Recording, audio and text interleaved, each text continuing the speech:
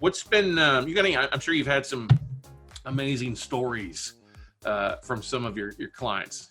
You want fun ones, bad ones, weird ones? What do you want? I got them all. Let's do a good one and then a weird one. Why don't we talk about that? Because everybody loves stories. Good one. I saved a lady from getting catfished one time. Oh, let's talk about that. So she wanted to sell her house. I find out why. She's moving from a nice house that's paid off into like an independent care.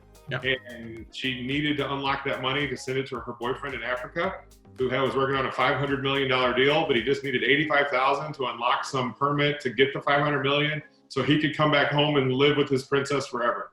And I'm like, I don't think so. And the more I asked her, and it's so sad. It's like, it kind of haunts me to this day.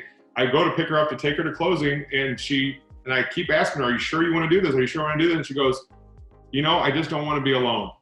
I'm like, oh, you know what I mean? There's a lot of, I have a very jovial personality, if you can't tell, but I try to be happy in everything I do. And we're dealing with life and death matters and sad things. And like, there's crazy stats in senior living that just blow your mind. Like 60% of people living in senior living don't have a visitor.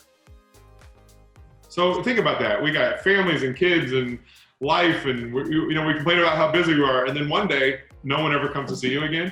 More than what?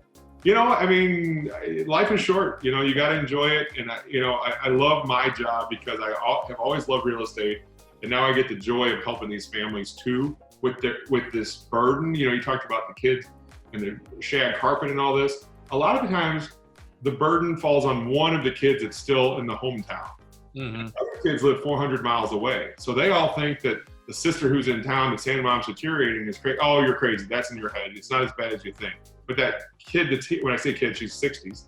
But the kid here is dealing with mom and taking her to the appointments, right? That burden, it's a very emotional time for families. And that's why I'm talking about this.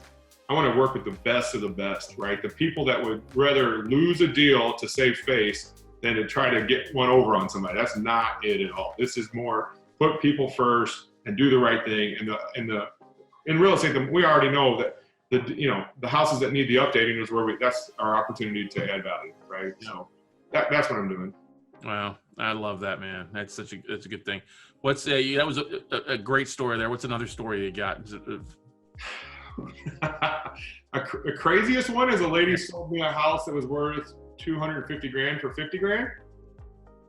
And I'll never forget, because this was like a nice house in great condition. And she goes, I need you to have a seat before we tell the story.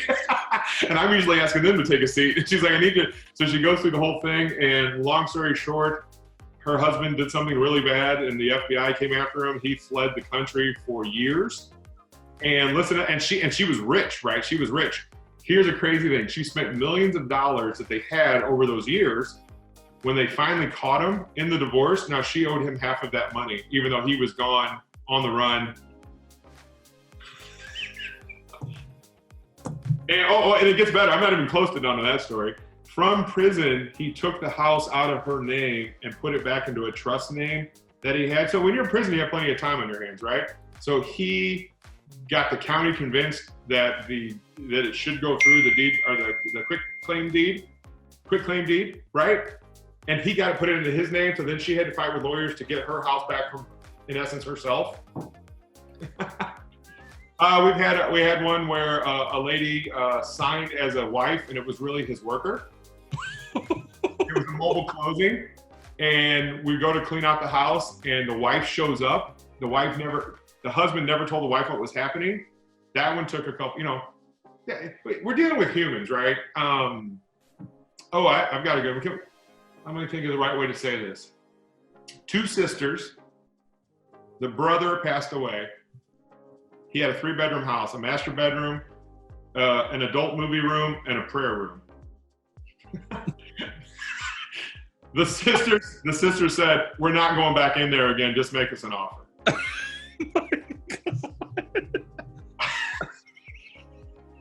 It's humans. We're dealing with humans, right?